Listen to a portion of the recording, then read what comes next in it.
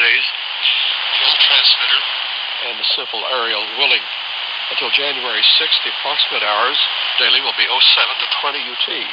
January 7th, 15805, will probably be on the air Saturday and Sunday only. Power only 200 watts, very low for the 19-meter band, and propagation is quite poor now. And the simple dipole antenna is not very efficient, so reception is quite difficult and irregular. Reception in Southern Europe has been observed in daytime till around 13 UT. Fairly good reception in Ireland, Scotland, Western England, and Iceland during the evening 17 to 20 UT. His other frequency, 5840, continues 24/7 with 100 watts. The transmitter site for both is Randers in Denmark. And he offers QSLs, but if you want one by mail, you need to enclose €5 or $5 for return postage, and he will not QSL reports using remote receivers. Oh, we should point out he does offer EQSLs without charge for reports sent to WMR at WMR.dk, but it may take a month for a reply. And Manuel Mendes in Spain did get one much more quickly.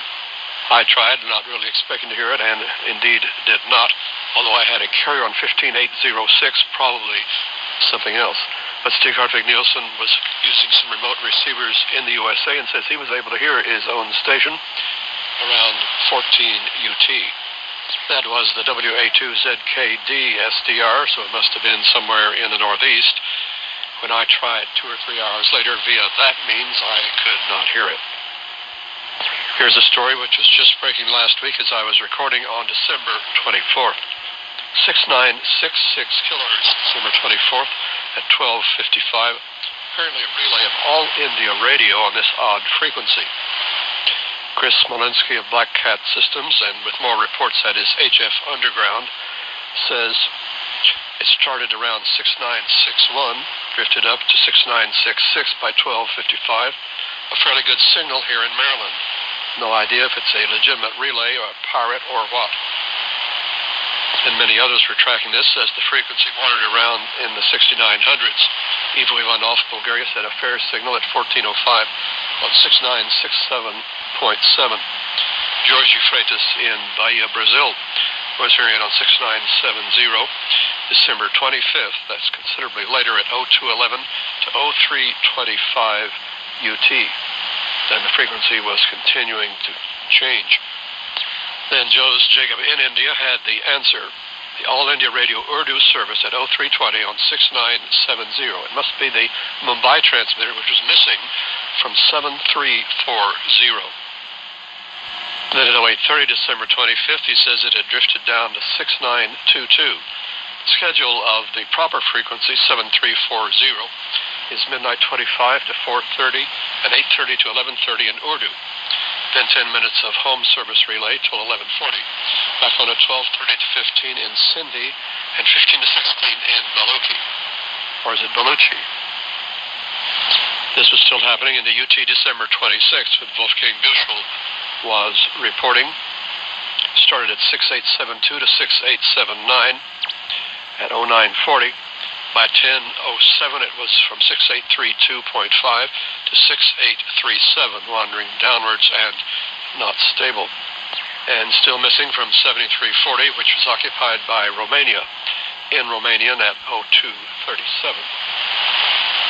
By 10:03, 7340 was occupied by PBS Urumqi, East Turkestan, in Kazakh. I don't know if they fixed it by now, but the last report I have of this was December 29th when Wolfgang Büschel was hearing it in Urdu on 6911.993 at 0401 UT. December 25th at 1404 on 9835, I was hearing Iran in its Russian hour, but no trace of South Korea also listed, nor of Malaysia.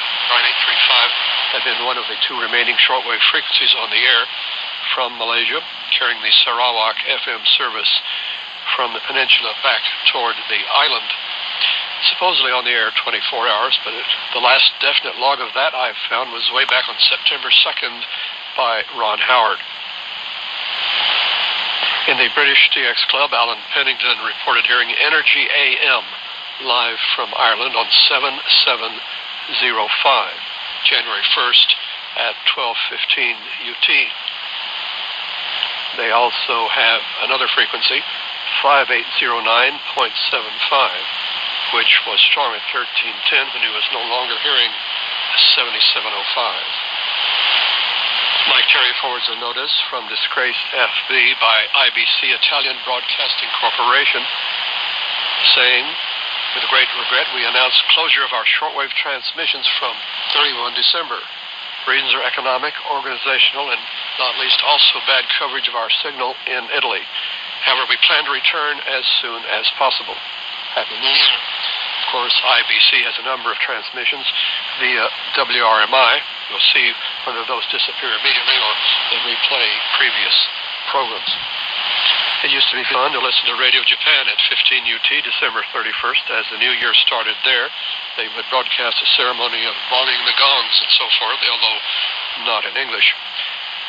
But the last few years, I've found that was no longer being broadcast, so I didn't even try to hear them this year. Instead, I tuned in Radio Nikkei, the private Japanese station, which was still audible on 6055, just before 15 UT. But all they did was sign off and turn off the carrier, not even a time signal denoting the new year. Video medium, high, very high, and super high frequencies, World of Radio, 1963. Also bringing you the non-commercial website, worldofradio.com, and the non-commercial publication, DX Listening Digest. I'm gratified to have received quite a number of financial contributions in the holiday spirit, so for the next 2 weeks I will be forced to acknowledge two at a time. Our thanks to Brian Gilbert in Roseburg, Oregon, who sent a check to Glen Hauser, P.O. Box 1684, ENID OK 73702. Also to Glenn Swiderski in North Carolina for a contribution via PayPal to WORADIO@yahoo.com. Here's some more New Year monitoring by Hans-Jörg Biener in Germany. Radio New Zealand Pacific should have been the first international shortwave station greeting the new year. However, the year ended badly for RNZ because of a computer problem. They, the domestic service, and the Pacific service had to play non-stop music from a limited number of CDs. Occasionally, the announcer stepped in and apologized for the program as if they were running on impulse power. The 11 o'clock news and weather were spoken by an announcer.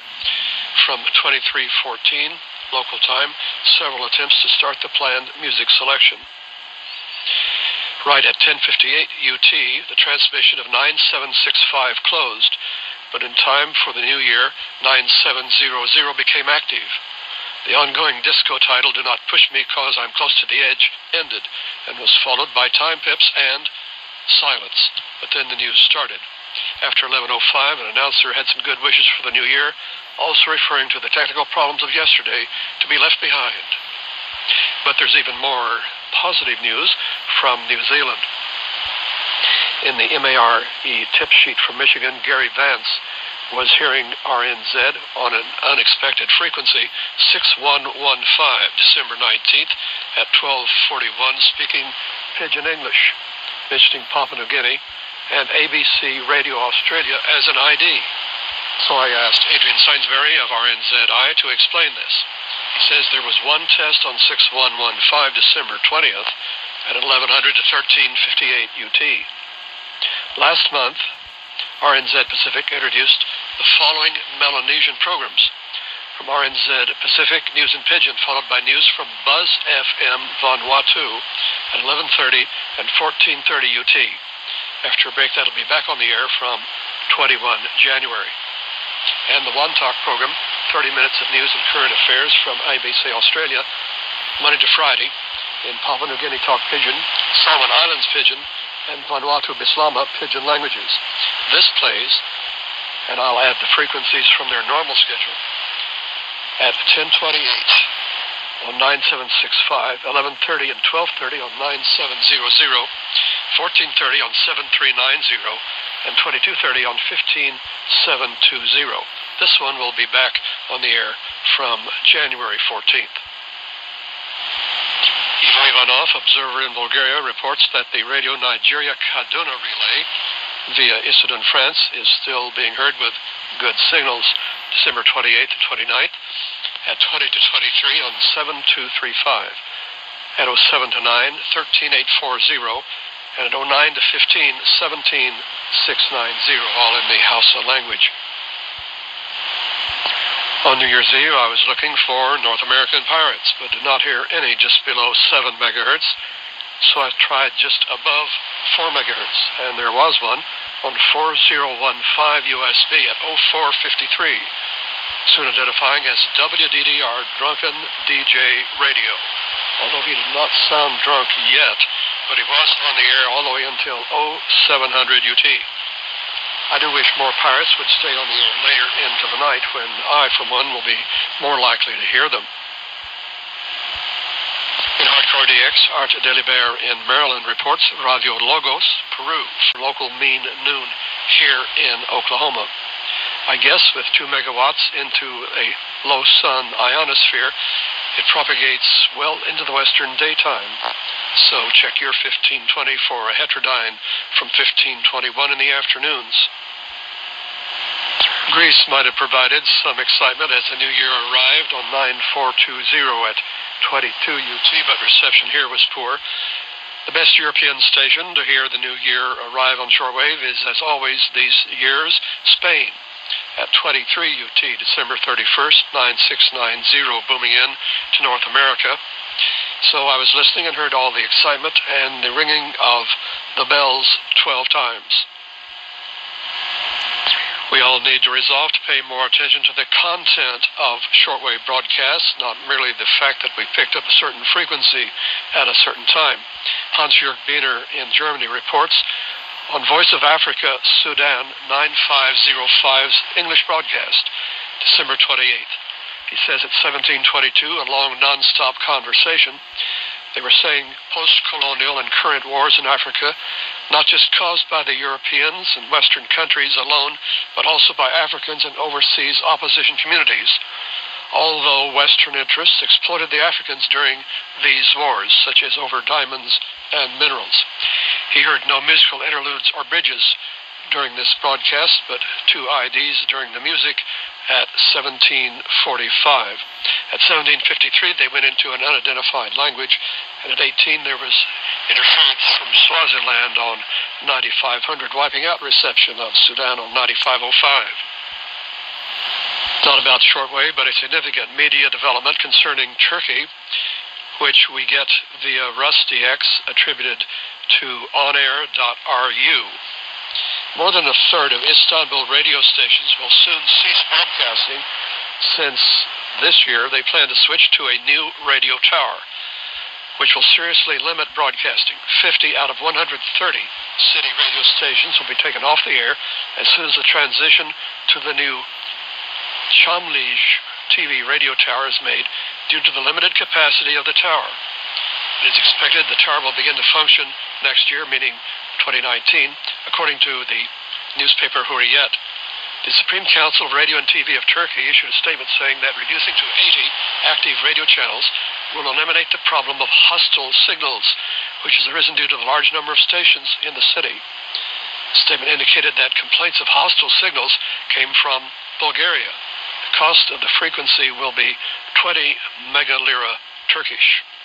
Well, I'm sure there's more to this story, such as clamping down on opposition. And of course, it really makes no sense that all these stations have to be broadcasting from one single tower. I wonder if they're talking about DAB. And now, concerning shortwave, I've noticed that Voice of Turkey English North America at 23 UT has been missing at least a couple of nights recently from 5960. Perhaps the sloppy encrypted messages were being sent, 5-character groups, and then read back. They use tactical call signs only, which were hard to copy. They end with 2 numbers after a colorful 2-syllable word. And more messages were to follow. I wonder what's so secret about the Civil Air Patrol. This makes it seem like they are a hush-hush paramilitary organization. From Matt Francis in Australia, we learn this. According to guidance on the U.S. AGM website, these services, along with VOA, OCB, Marti, RFA, and MBN, Middle Eastern, are accepted from the government shutdown on the following grounds. U.S. AGM Office of General Counsel has issued a memorandum establishing that there is a sufficient legal basis for the U.S. AGM Board's determination that U.S. international broadcasting activities of the U.S. AGM qualify as foreign relations essential to national security and are therefore accepted activities which may continue during the appropriations lapse. And via Mike Cooper from the BBG Watch website, December 31st headline, Iranians curse U.S. AGM's RFE-RL Radio Farda for repeating regime propaganda. This commentary begins, Iranians are enraged by RFE-RL's Radio Farda, as well as other instances by Voice of America Persian Service, for repeating the Iran regime's propaganda without any added value of context and effective counter-information or argument. Some Iranians in Iran and abroad are literally cursing Radio Farda and VOA in comments to some of the tweets posted by U.S. taxpayer-funded media outlets managed by U.S. AGM. And then it proceeds to give examples in translation. More about the surprise new tropical band frequency of WRMI we mentioned last week, 4980, which started December 24th.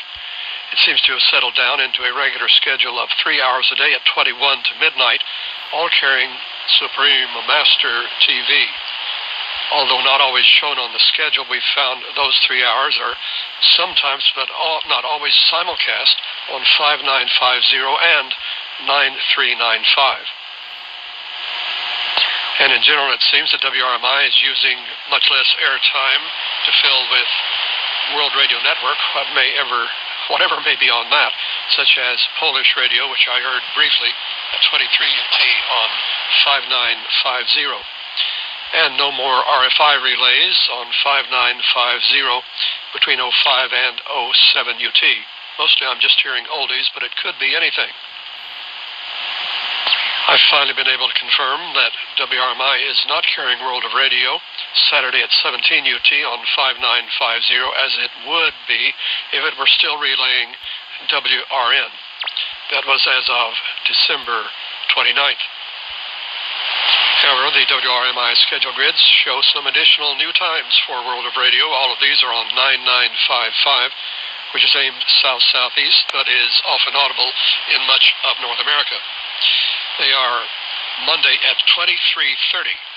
That replaces UT Tuesday at 0200. And it's just 1 hour before our other broadcast, UT Tuesday at midnight 30 on 7730. And also 2 broadcasts on Saturdays, 1230 UT on 9955 and 2200. And I've just received a note from the traffic manager at Forks Broadcasting in Washington State that World of Radio is still being aired Sundays at 4 a.m. Pacific Time, 1200 UT, on HD2 channel of KBDB-FM. That is 96.7 megahertz with 930 watts.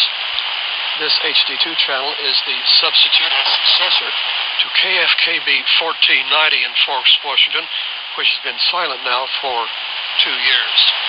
So if you're near the northwest tip of the conterminus, there's the World of Radio broadcast just for you.